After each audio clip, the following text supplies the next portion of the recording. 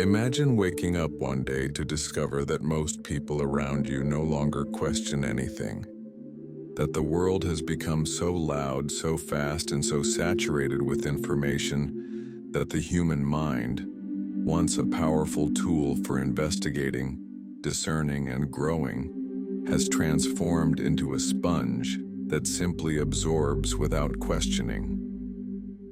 Think about this. What happens to a society where critical thinking disappears, where the ability to reason, question, and reflect is replaced by instant reactions, superficial opinions, and collective echo chambers? In this video, we're going to uncover the disturbing truth behind the disappearance of critical thinking and the dangerous rise of what some philosophers now call collective stupidity, a phenomenon where masses of people adopt shallow thinking, blindly accept narratives, and surrender their intellectual independence without even realizing it. And at the end of this journey, we'll discover the most powerful and urgent truth of all, one that could determine whether we reclaim our minds or lose them completely to a system designed to keep us comfortably numb. But before we dive deep, leave your like, subscribe to the channel, and share your thoughts in the comments. The content you're about to experience may challenge your perceptions and even shake the very foundations of how you see the world. Share this with those who dare to think and who still believe that truth is something worth seeking. What you're going to discover in the next few minutes will shock you, because the culprit behind this epidemic of collective stupidity might be much closer than you imagine. Let me tell you a story. In 1971, a psychology professor named Philip Zimbardo created one of the most disturbing experiments in history. He transformed normal college students into sadistic guards and submissive prisoners in just a few days. The Stanford prison experiment revealed a terrifying truth.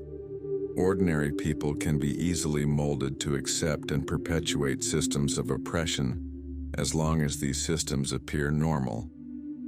Now imagine this happening not in a fake prison, but in schools, universities, workplaces, and in your social media feeds. Educator John Taylor Gatto, after 30 years teaching in the American public system, made an explosive accusation. Schools don't exist to create independent thinkers. They exist to create obedient workers. Think about your own school experience. Were you taught to question, to doubt, to investigate? Or did you mainly learn to memorize, repeat, and obey? The truth is that from childhood we are trained to follow rules, not to question them. To give the answers the teacher wants to hear, not to ask the questions that really matter. And this is not an accident. It's a design. The modern educational system was designed during the Industrial Revolution, when factories needed disciplined and predictable workers. The goal was never to create philosophers or revolutionaries. It was to create people who would follow instructions without questioning.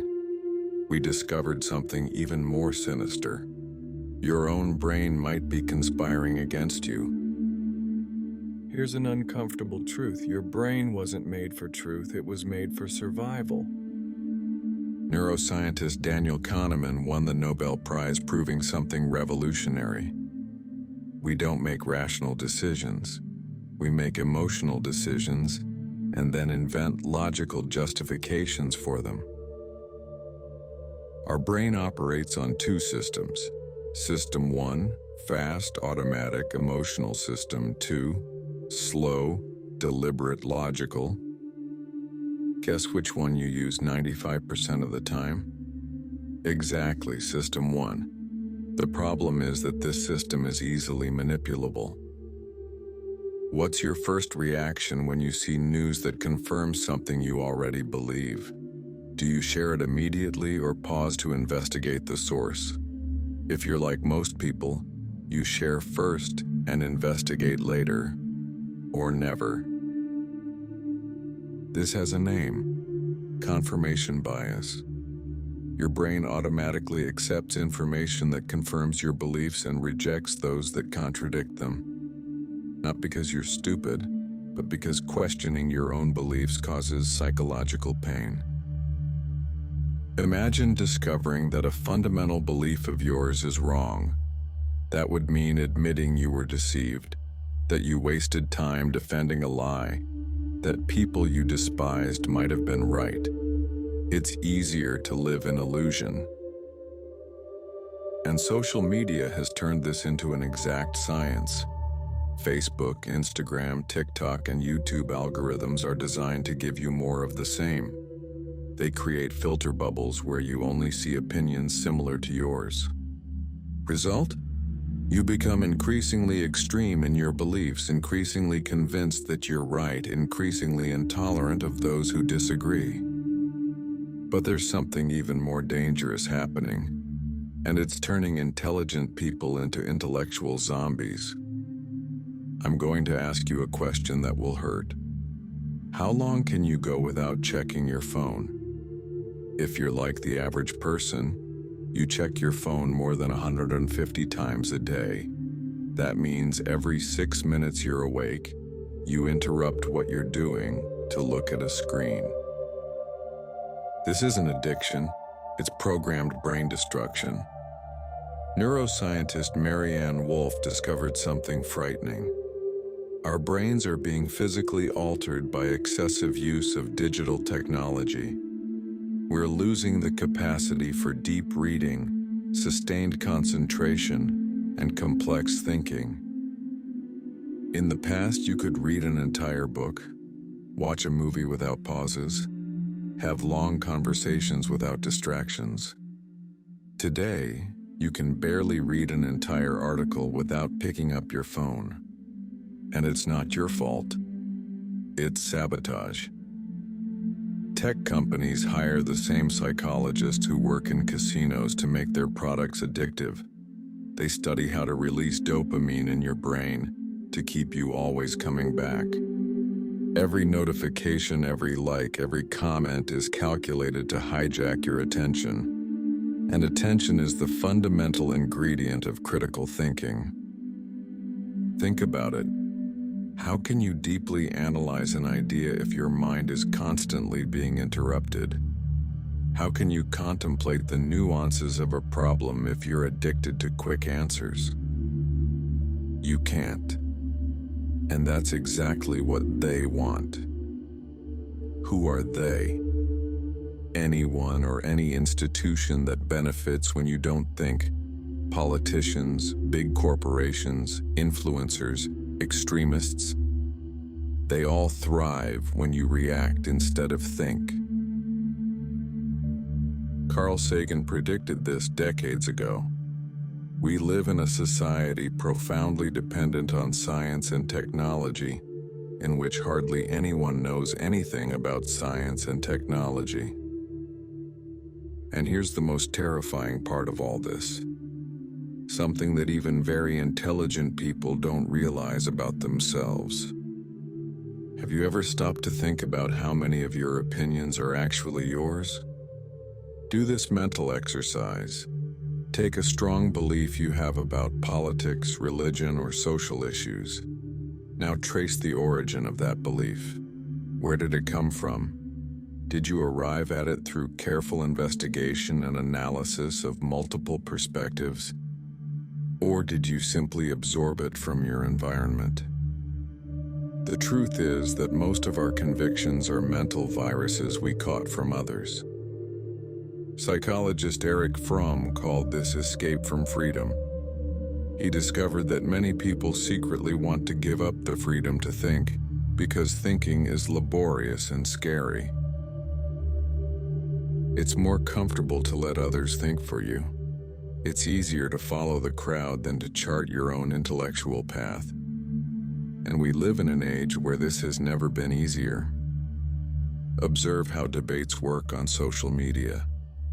People aren't trying to understand each other. They're trying to win using slogans, memes, and personal attacks. Nobody changes their mind. everyone leaves more convinced they were right from the beginning. This is what psychologist Irving Janis called groupthink, the phenomenon where the desire for harmony in the group results in irrational decisions. Intelligent people make stupid decisions because everyone around them agrees. Historical examples of this are terrifying. The persecution of Christians in ancient Rome, witch hunts in the Middle Ages, Nazism in Germany, McCarthyism in the USA. In all these cases, normal and intelligent people participated in atrocities because everyone was doing it. Social pressure to conform is one of the most powerful forces in human psychology. And today this is happening in real time, amplified by technology. Don't think you're immune, because I'm going to show you now the definitive test that reveals if you've already been infected by the epidemic of collective stupidity. Here are the most important questions of your intellectual life. Can you say I don't know about something your friends expect you to have an opinion on? When was the last time you actively sought information that contradicts your beliefs? Can you sit alone with your thoughts for 15 minutes without any external distraction? Have you changed any important opinion in recent years based on evidence? Can you explain why you believe what you believe going beyond I saw it on the internet or everyone knows that? These questions hurt, don't they? And if you feel discomfort answering them, that's actually a good sign. It means your consciousness is still awake, there's still hope. Because here's the good news. You can heal yourself. Philosopher Socrates said more than 2,000 years ago, "The only thing I know is that I know nothing." This wasn't false modesty, it was profound wisdom. When you accept that you might be wrong about almost everything, something magical happens. You become curious instead of defensive. You ask questions instead of giving ready answers. You listen to understand, not to rebut. This is real critical thinking. It's not about being intelligent, it's about being courageous. Courageous to question yourself. Courageous to admit ignorance. Courageous to change your mind when evidence demands it. Now I'm going to reveal the most powerful secret of all. The only thing that can save you from the epidemic of collective stupidity that's destroying our society.